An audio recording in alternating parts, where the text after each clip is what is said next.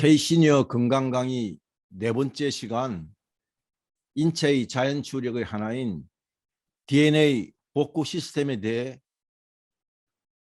설명드리겠습니다. 먼저 DNA 발견과 역할에 대해 살펴보고 그 다음에 DNA 복구 시스템에 대해 알아보도록 하겠습니다. 우리가 꼭 기억해야 될 생명이란 무엇인가, What is Life란 책이 있습니다. 이 책은 생물학의 한 핵을 그은 책인데요. 오스트리아 양자 물리학자 에르빈 슈레딩거가 1944년에 출간한 책입니다. What is Life? 이 책은 슈레딩거가 1943년 2월에 그 더블린 대학에서 일반 대중을 상대로 행한 강연을 기초로 저술한 책입니다. 슈레딩거는 이 What is Life에서 무엇을 말하고자 했냐면, 우리가 살아가고 있는 이 자연계가, 이 지구가 시간과 공간 속에서 끊임없이 일들이 일어나면서 우리가 살아가고 있다. 그런데 살아있는 유기체, 살아있는 생명체 안에서도 시간과 공간 속의 그런 일들이 일어나고 있는데, 이게 자연 생태계나 지구에서 일어나고 있는 것과 마찬가지로 화학과 물리학으로 설명을 할 수 있지 않을까. 그렇게 해가지고 이 우리 생명체 안에서 일어나고 있는 이러한 시간과 공간 속의 일들을 화학과 물리학으로 설명을 할 수 있다는 그런 단초를 제공을 했습니다. 그래서 이 슈레딩거의 생명이란 무엇인가란 이 강연이 있고, 그 다음에 이게 책으로 출간되고 난 다음에 이게 어떤 영향을 미치냐면, 모든 생명 현상은 물리학과 화학으로 설명할 수 있구나. 그래서 우리가 일반 대중들도 잘 알고 있죠. 제임스 왓슨과 프랜시스 크릭.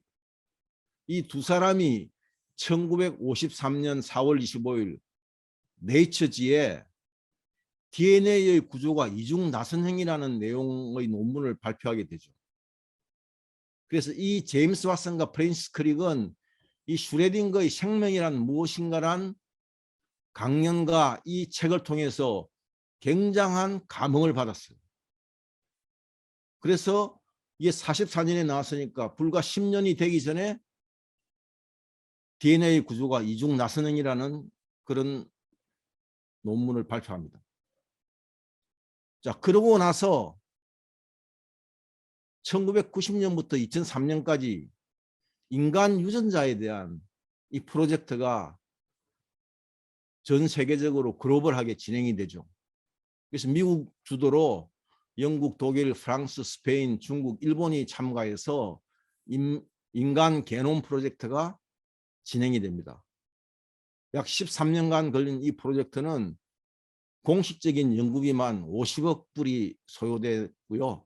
목적은 뭐냐면, 우리 인간 유전자를 제대로 해석하게 되면 질병의 원인을 찾고 그 질병을 치료할 수 있지 않을까라는 목적으로 출발했습니다.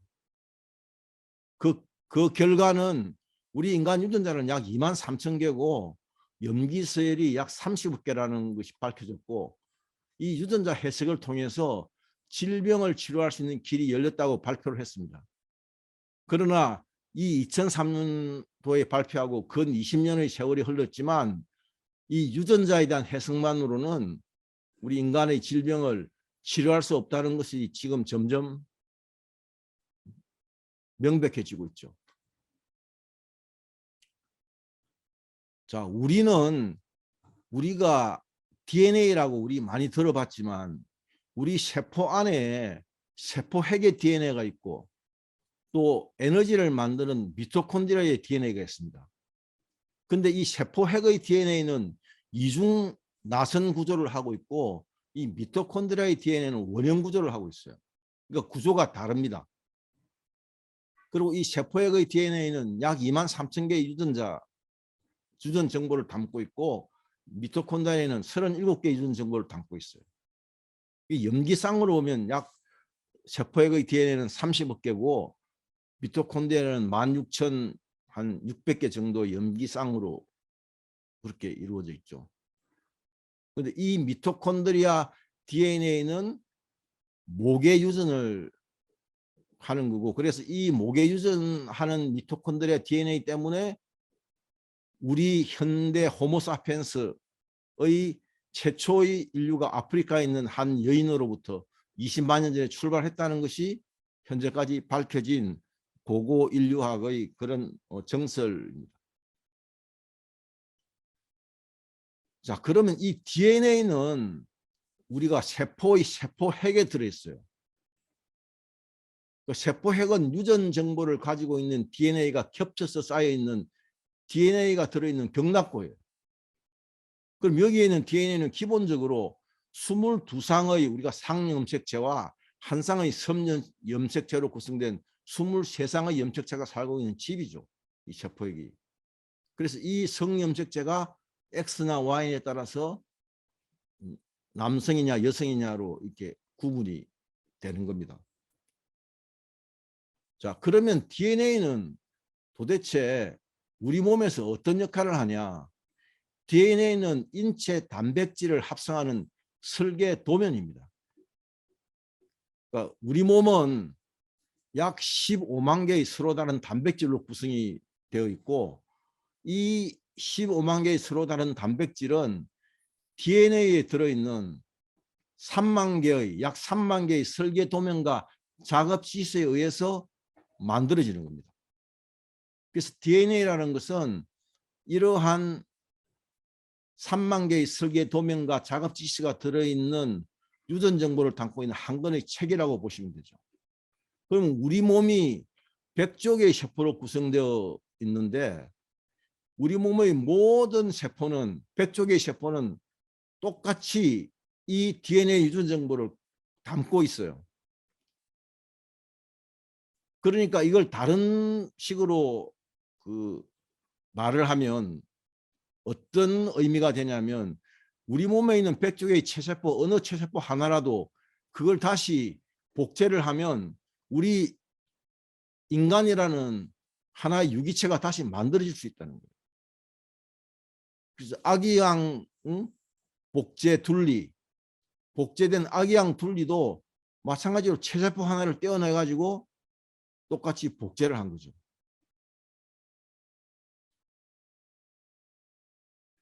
그러면 이 DNA의 복제와 RNA 전사라는 것은 어떻게 일어나느냐? 우리가 이 DNA는 단백질 껍질로 덮여 있습니다. 그 단백질 껍질이 50%가 단백질 껍질이고 50%가 제가 조금 전에 말씀드린 3만 개의 도면과 작업 지시가 들어있어요. 그런데 이 단백질 껍질은 어떤 외부로부터 파동의 에너지에 의해서 그 신호에 의해서만 단백질 껍질이 벗겨지는 거예요. 이 단백질 껍질이 벗겨져야 DNA 설계 도면을, 이건 원본이니까 그걸 복제해서 RNA에 전사하는, 이게 생명 활동이죠. 그 RNA에 전사된 설계 도면과 작업 지시에 따라서 이게 뭐냐면 우리 몸에서 단백질을 합성하는 거예요. 이것을 세포가 이렇게 외부의 신호를 가지고 단백질 껍질을 벗기는 이것을 우리가 인지작용이라고 합니다. 영어로는 퍼셉션이라고 그러죠. 자, 그러면 제가 이게 보시는 그 이미지가 이제 이 지금 세포막을 보시는 거고요. 세포막의 안쪽이 세포질이고 바깥이 책입니다. 근데 이 신호는 어떻게 전달되느냐? 1차 신호가 이 수용체, 세포막의 수용체에 전달이 되면 또 다른 수용체에 의해서 2차 신호가 공명을 일으켜서 이 공명을 일으킨 신호가 세포 안에 있는 세포질을 통해서 세포액의 DNA에 전달이 되는 거예요. 그러면 이 책의 환경에 따라서 이 신호가 다 다릅니다. 우리가 트라우마다, 내가 어떤 트라우마를 가지고 있다. 그러면 그 트라우마를 가지고 있는 그 부분들이 다시 그 트라우마의 기억이 살아나면 그게 신호로서 전달해서 다시 DNA의 껍질을 벗겨가지고 그 트라우마적인 그런 우리 몸에 있는 반응이 일어나는 거예요.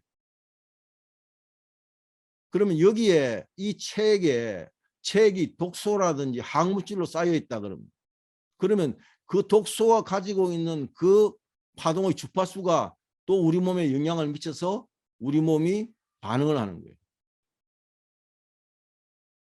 우리가 부정적인 생각을 한다. 그럼 부정적인 생각이 이런 과정을 거쳐서 인지 과정을 거쳐서 부정적으로 세포에 영향을 미치는 거예요. 긍정적인 생각을 한다. 그러면 긍정적으로 영향을 미치는 거예요. 그럼 우리가 이 세포가 떠 있는 이 세포막의 바깥의 체액 환경이 그런 항물질이나 독소가 없고 여기에 세포가 생명 활동을 하는데 필요한 단백질 껍질을 벗겨서 제대로 된 활동을 필요한 산소와 영양소가 들어있으면 그 신호가 다시 전달돼 가지고 제대로 된 생명 활동을 하게 되는 거죠. 이게 우리 몸에서 끊임없이 매초 일어나고 있다는 거예요. 자, 그러면 지금까지 이러한 DNA의 우리가 어떤 구조와 그런 역할에 대해서 이해를 하셨으니까 이제 그러면 이 DNA 복구 시스템이 우리 몸에서 어떻게 작동하고 있느냐 하는 걸 알아보겠습니다. DNA는 끊임없이 손상되고 있어요. DNA 손상은 크게 두 가지로 나눌 수 있는데 하나는 필연적 손상과 하나는 인위적 손상이에요. 필연적 손상은 뭐냐면 세포가 분열되는 과정에서 이게 잘못된 맞춤, 미스매치에 의해 가지고 복제 오류가 일어나는 거예요. 그러면 우리 몸에서는 이 DNA 복구 시스템이 이 복제 오류를 최소화시키는 거예요. 그래서 약 10억 개 중에서 하나 정도의 오류가 일어날 수 있도록 그걸 최소화시킵니다. 또 하나는 우리가 이 대사 과정에서 특히 이제 미토콘드리아 DNA가 이 영향을 많이 받지만 에너지를 만들고 나면은 반드시 활성산소가 생기게 돼요. 통상적으로 우리가 가식이나 야식이나 폭식을 하지 않고 정상적인 식사를 하게 되면 활성산소의 발생이 2%에서 3% 정도 됩니다.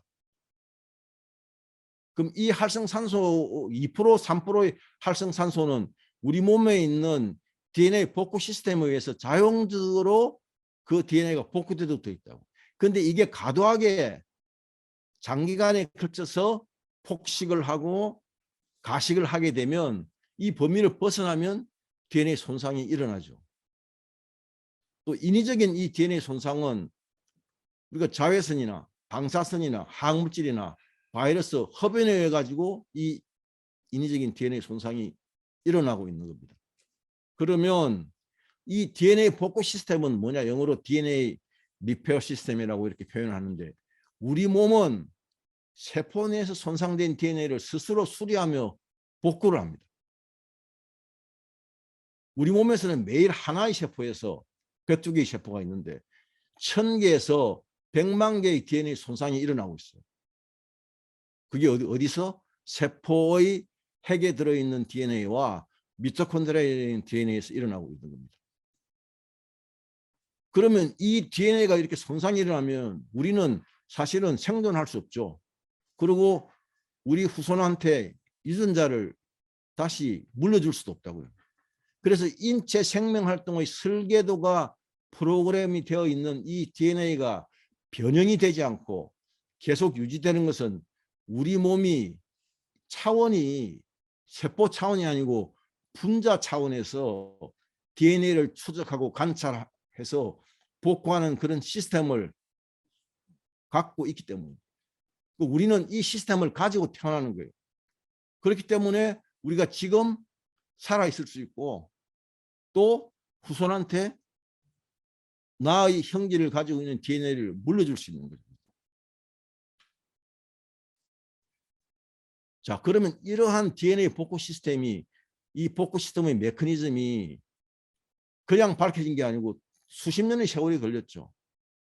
그래서 이 메커니즘이 규명된 그 공로로 2015년 노벨 화학상이 수상됩니다. 세 사람한테 공동으로 수상되죠.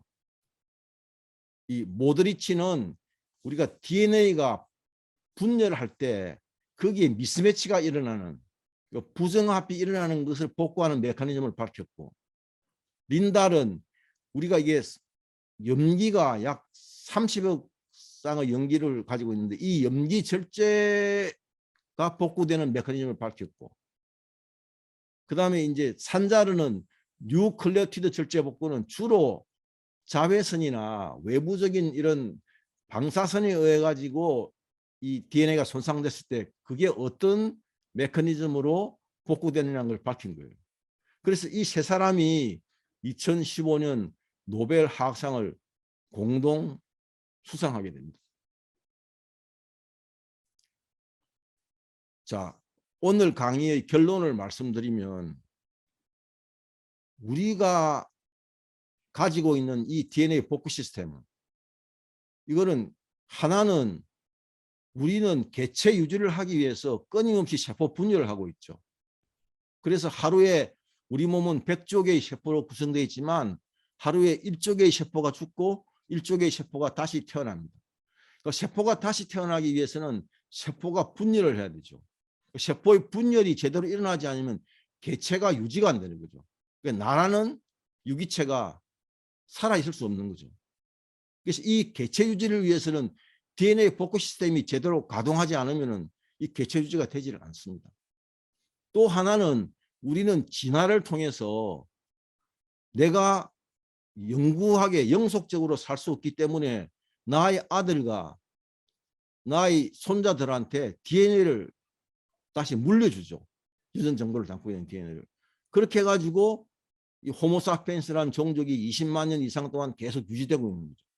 이 종족 보존을 위해서도 우리는 DNA 복구 시스템을 가지고 있는 거예요. 그래서 이 DNA 복구 시스템은 우리가 태어날 때부터 가지고 있는 자연 추력 중의 하나고, 이 DNA 복구 시스템이 이게 생명의 에너지라고 할 수 있습니다. 지금 인체의 자연 추력에 대해서 강의를 계속 이어가고 있지만 이 DNA 복구 시스템이 인체의 자연 추력 중에서 굉장히 중요한 자연 추력이죠. 이것 자체가 작동하지 않으면 우리가 현재 살아있을 수도 없고 또 후손들한테 유전 정보를 물려줄 수도 없다는 겁니다. 그래서 이 DNA 복구 시스템이 상당히 일반 사람들한테는 생소하죠.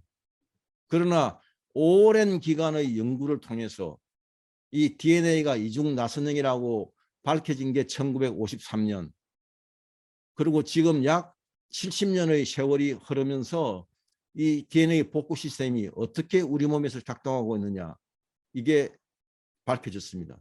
그래서 오늘 강의는 요 내용들을 여러분들한테 좀 더 알기 쉽게 전달하기 위해서 제가 이 여러 가지 그 고민과 여러 가지 좀 생각 끝에 이렇게 편집해서 강의 내용을 만들어서 오늘 강의를 해드렸습니다. 이상으로 오늘 강의를 마치도록 하겠습니다.